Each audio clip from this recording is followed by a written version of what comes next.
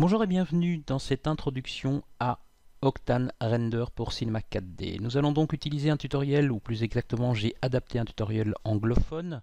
Je remercie d'ailleurs très chaleureusement Monsieur Brandon Clemens, qui est donc un des acteurs de Glass Hand Studio, un studio américain qui me permet donc d'utiliser les sources qu'il a fournies. Voilà la page Patreon de Glass Hand Studio. Je vous conseille fortement de suivre sa page parce qu'il a fait des choses très intéressantes. Les tutos sont toujours sur YouTube, mais les scènes maintenant sur Patreon, alors qu'elles étaient avant sur Gumroad, peu importe. Et vous avez également la page de son studio avec les travaux qu'il a réalisés, plus pour des clients et d'autres choses. Voilà, toute une série de choses. La démo-reel n'est pas tout à fait à jour, mais ce n'est pas très grave. Et vous avez également les tutos et les infos quant à ce studio-là, pour savoir exactement où ils sont. Donc ils sont juste à côté de Louisville, donc pour ceux qui aiment, nous sommes évidemment ici, dans le Kentucky.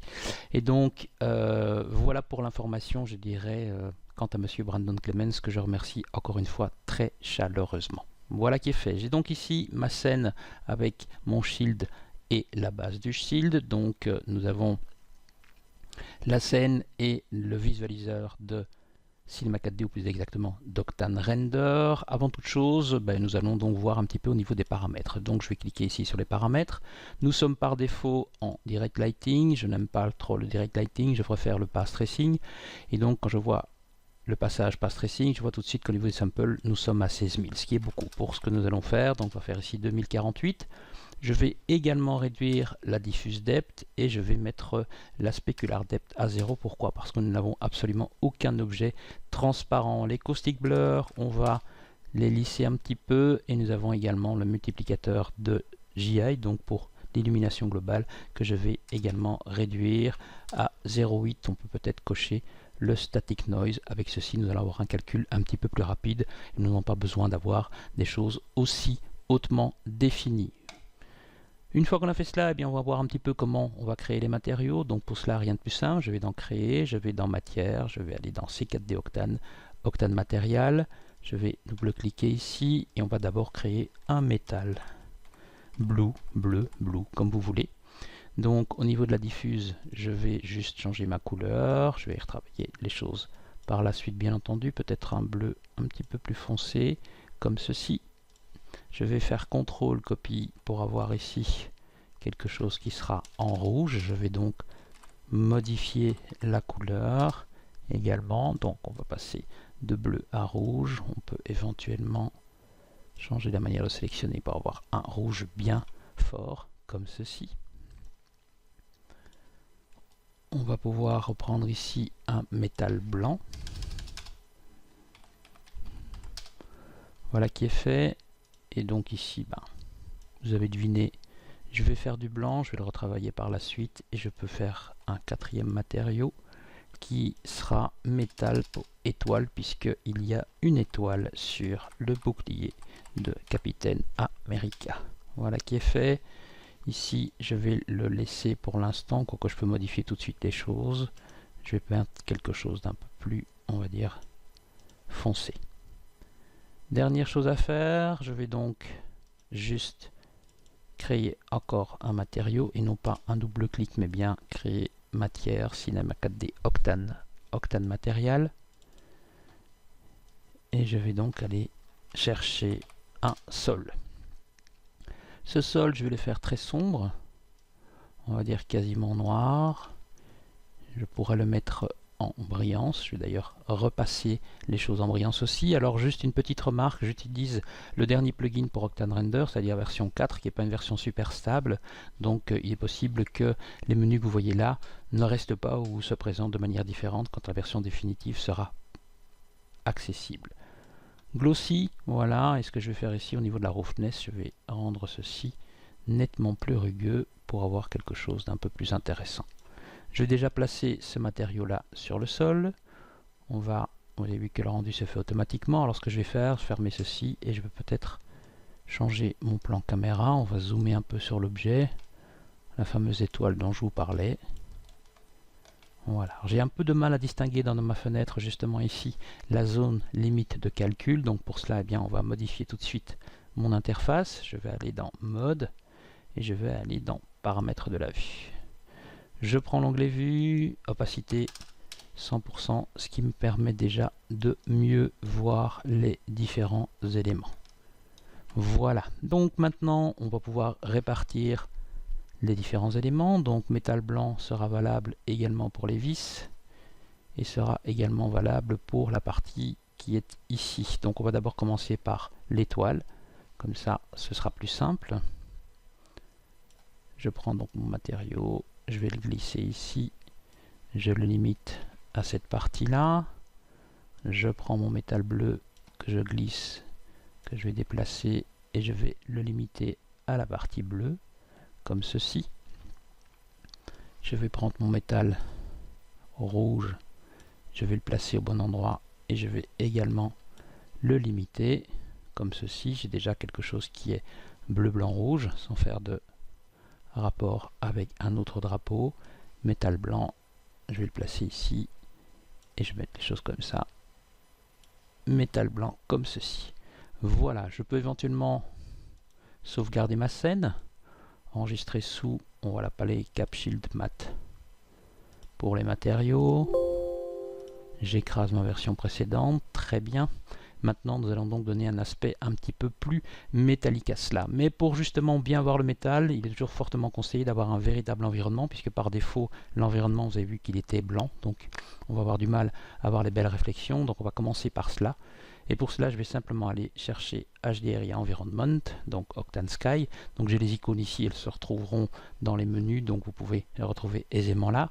Je vais aller chercher mon image. Alors mon image, eh bien, on va voir ce qu'on va aller prendre. Donc nous avons différents exemples. Maxime Rose, justement, vous a fourni des choses gratuitement sur Internet. Donc vous pouvez de toute manière aller chercher des HDRI gratuites sur Internet. Vous avez également HDRI Heaven, pardon, pour retrouver d'autres images HDRI qui sont donc gratuites. Alors on peut prendre, on va tester le loft, voir un petit peu ce que donne le loft. Il ne se trouve pas, on va lui demander de la copier. Voilà qui est fait. Et là tout de suite, on a quelque chose qui est très différent. Alors c'est même un petit peu trop fort, on peut éventuellement réduire l'intensité de la chose, on va voir un peu comment pouvoir faire les choses. Vous voyez que vous avez un rapport très rapide par rapport à notre environnement. Donc on va éventuellement bouger cela ou peut-être voir s'il n'y a pas une autre image qui nous conviendrait. Allons-y pour aller chercher une autre image. Alors peut-être que je vais faire les choses différemment, en ce sens que j'utilise là les systèmes à la C4D et ici on va peut-être effacer ceci.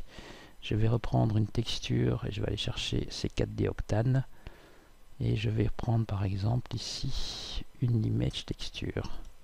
Voilà qui est fait. Je vais aller chercher mon HDRI, Loft. Voilà, j'aurai quelque chose qui sera plus facile à contrôler. On va peut-être réduire un peu le gamma. Comme ceci, tout de suite, on a une atténuation. Première étape, donc l'environnement. On a déjà une bonne réaction, une bonne réactivité. On va voir maintenant les matériaux. Alors, on va commencer par le métal bleu. On va passer de diffuse en glossy. Et ce qu'on va surtout faire, c'est aller dans l'index. Pour l'index de réfraction, eh bien, on va changer cela. Et on va mettre une valeur de 4.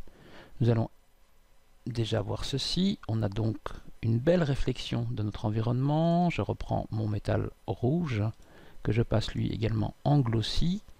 On reprend l'index et je vais reprendre 4 également comme ceci. Voilà, on aperçoit mieux les différents éléments. Très bien. Mon métal blanc, eh bien même chose, glossy, index 4 également. On va avoir quelque chose d'encore plus fort, donc on pourrait très bien le laisser comme ça, mais ça fait un peu carrosserie de voiture et non pas, je dirais, bouclier de Captain America. Voilà, on a déjà ceci également pour l'étoile. Donc, passer ici en glossy et changer d'index. Voilà. Alors, au niveau de la couleur, c'est pas convaincant. On a plus de l'impression que ce soit, je dirais, un métal peint que vraiment du métal dans la masse. Et on va faire donc pour cela quelques petits réglages. Alors, avant de faire ceci, je vais aller rajouter dans mon visualiseur. Alors, je vais refaire l'opération comme ça, ce sera plus simple pour vous. Je vais aller dans Fenêtre, Visualizer, j'ai donc ma fenêtre flottante, je vais enlever la partie de droite, elle est déjà enlevée, donc elle est ici, vous pouvez la voir ou l'enlever, nous on va l'enlever, j'ai réduit la taille, je clique gauche et je vais rajouter la chose ici. Pour rajouter l'image, rien de plus simple, fichier ouvrir, et je vais donc chercher mon image de Capitaine America, je vais faire annuler puisqu'ici j'ai déjà la chose. Je reprends donc mon métal bleu, ce que je vais faire au niveau de mon métal bleu, la diffuse, en fait, je vais vraiment assombrir la chose. On va dire jusque, on va dire 10%, comme ceci. Mais par contre, dans la partie spéculaire, je vais lui rajouter comme couleur quelque chose que je vais aller chercher ici. On va essayer ceci, faire OK. On a quelque chose d'intéressant, peut-être un peu trop bleu ciel, donc on va changer ça très vite. On peut régler les choses ici ou là. Reprendre ceci, ou alors allons-y carrément pour prendre un bleu un petit peu plus foncé comme ceci. Première opération, voilà. Je vais faire la même chose pour le rouge, donc diffuse, je vais mettre également à 10%. Ensuite je vais prendre ma spéculaire et aller chercher avec ma pipette sur mon image le rouge dont je pourrais avoir besoin. Voilà, on le ressent bien là. Très bien, ok. Mon métal blanc, ben, diffuse également 10%. Voilà. Et dans ma spéculaire, je vais donc aller chercher un blanc gris moyen pour avoir quelque chose d'intéressant ici. Voilà. Petite touche à rajouter pour que ça fasse quand même un petit peu plus réaliste, et bien on va justement rajouter de la rugosité. Métal bleu, je reprends ma roughness et je vais faire par exemple une roughness de 0.2. Pour peut-être monter jusqu'à 0.4. Alors évidemment ici ce sont des valeurs, je vous donne des valeurs, mais rien ne vous empêche évidemment de chercher et de voir un peu ce qui vous convient le mieux. 0.4, est-ce que c'est pas trop? 0.2, 3. Voilà, on va faire ça à 0.2. Comme ceci, je vais prendre le rouge également, donc même processus, roughness, je rajoute, et on voit tout de suite que je retrouve un piqué plus intéressant par rapport à mon image. Voilà, moins verni. Voilà qui est fait. Je vais reprendre ici ma roughness pour mon métal blanc. Voilà, qui retrouve un côté blanc, alors bleuté légèrement parce que l'image est légèrement bleutée. À 0.2, on peut avoir quelque chose d'assez intéressant. Nous pouvons donc maintenant nous occuper de l'étoile. Vérifions l'index qui est bon. Vérifions ici la diffuse, pas de souci, on va reprendre nos 10%.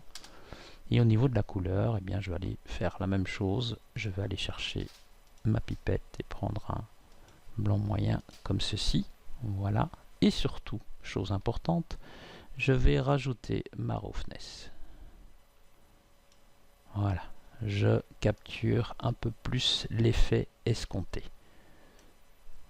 Voilà qui est fait. Donc maintenant, je voudrais bien rajouter l'aspect brossé ou l'aspect un peu circulaire de mon matériau. Pour cela, rien de plus simple. Je vais aller dans mon métal étoile.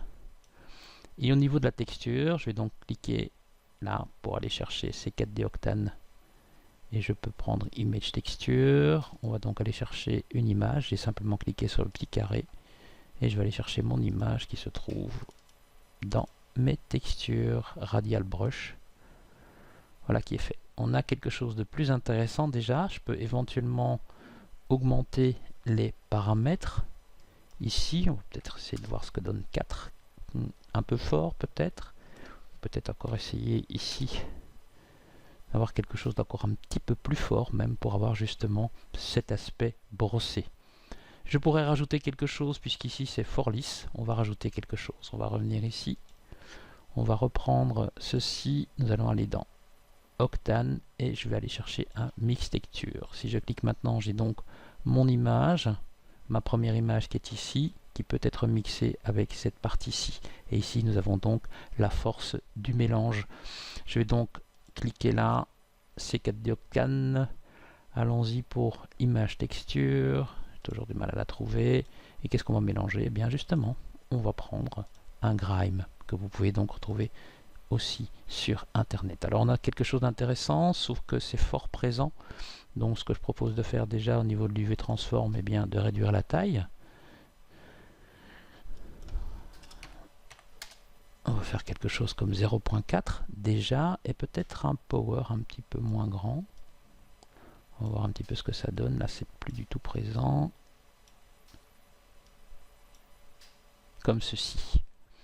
Testons la manière d'affiner un peu les choses. Il manque évidemment une lumière. On va pouvoir régler tout ça après, mais testons quelque chose qui va nous manquer.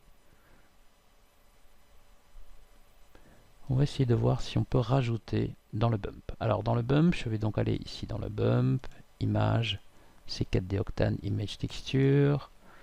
On va voir ici si avec mon image justement de mon radial brush, je peux pas obtenir quelque chose d'intéressant. C'est un peu fort, on va donc diminuer le power de l'image. On va pouvoir éventuellement zoomer. Alors ce que je vais faire, je vais d'abord créer une caméra. Je vais laisser ceci 2 petites secondes en pause. Au niveau de l'objet et de la caméra, je vais prendre quelque chose dans ce genre-là, comme ceci. Et donc je vais créer une caméra. Ma caméra est créée, je vais pouvoir rajouter lumière après, mais nous allons donc d'abord terminer ceci. Donc on était au niveau du bump, voir un petit peu si en augmentant un peu c'est pas trop fort. Non, on a quelque chose d'intéressant. Voilà, ce canal là, ce que je vais faire, je vais copier le canal et je vais voir ce que ça donne dans les autres surfaces. Je vais faire coller le canal.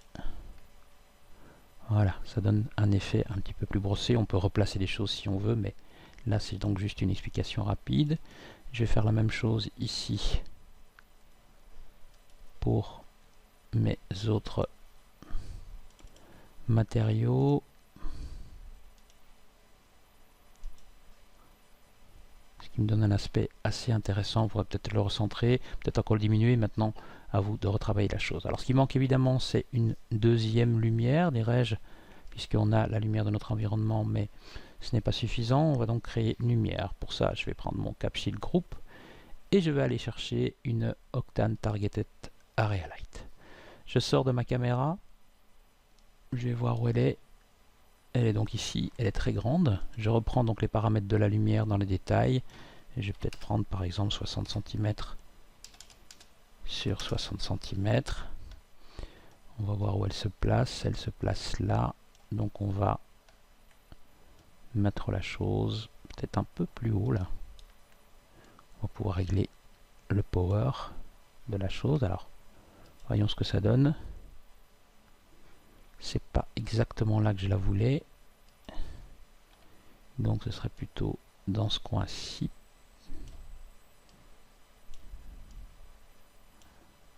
Voilà. Très bien, sauf que là, elle est trop proche et elle est surtout trop forte. On va encore un peu la déplacer pour la placer exactement où je veux, c'est-à-dire ici. Très bien. Elle est bien entendu trop forte puisque là je vois que tout mon relief disparaît. Le reste est mis en avant mais c'est un petit peu trop fort. Donc on va ressortir de mon plan cam et je vais réduire encore sa taille.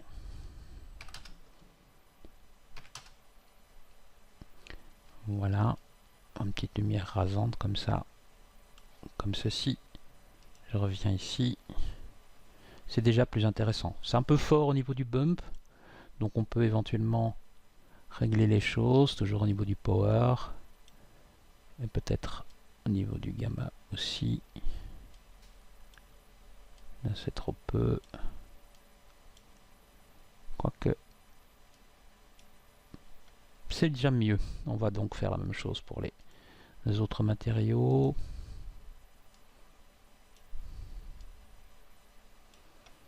Il faut que ça se devine, il ne faut pas que ce soit non plus trop fort. Voilà, quelque chose dans ce genre-là. Métal blanc, on reprend. On va bouger un peu le gamma.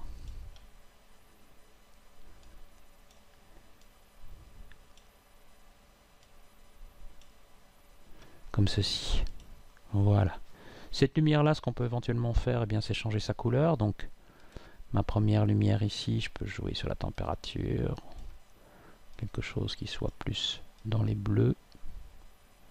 Alors on va faire un 10 500 comme ceci, ou 12 000 c'est un peu trop. Voilà, bon, une lumière ne suffira pas, on peut un peu affaiblir l'intensité, voilà. Et donc maintenant je pourrais créer une autre lumière. Je vais prendre ici Octane Light, je vais en faire une copie. Je vais sortir de mon plan cam. Et ce que je vais faire, c'est que je vais mettre une autre lumière à l'opposé. Comme ceci. C'est pas l'endroit que j'escomptais. On va essayer comme ceci. On va la bouger encore très légèrement. Donc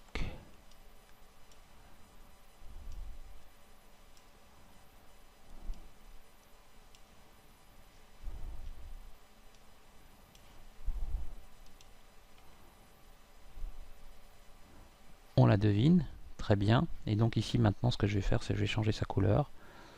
On va repartir dans les paramètres de température. Je vais rajouter quelque chose de plus orangé par rapport à ça. Je pourrais l'élever encore un petit peu pour qu'on ait un impact un petit peu plus fort justement ici.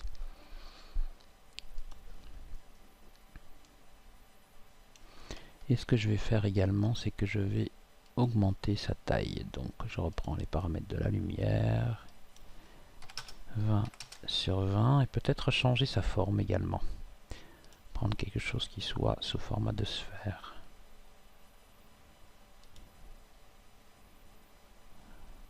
Alors, on va avoir quelque chose d'intéressant. Donc voilà, on va sortir du plan caméra.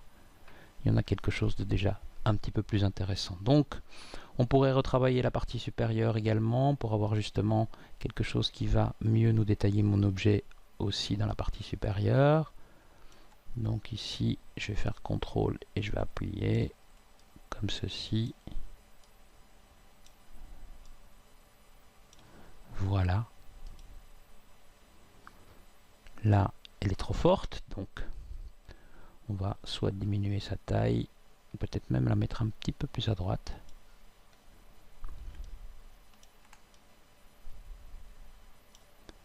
Je vais l'éloigner un peu. Comme ceci. Voilà. On pourrait éventuellement encore retransformer ceci. Les différentes lumières, très bien. Voilà. Alors ceci c'est encore un peu fort, donc on va diminuer l'intensité simplement. On va le reprendre ici.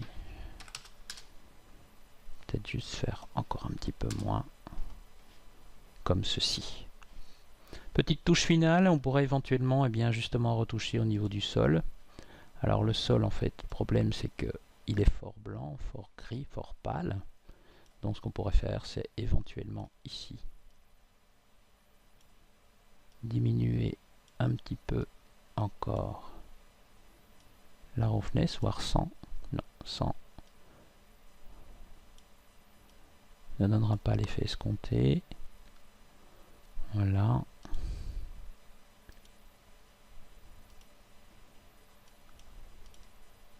Voilà qui est mieux.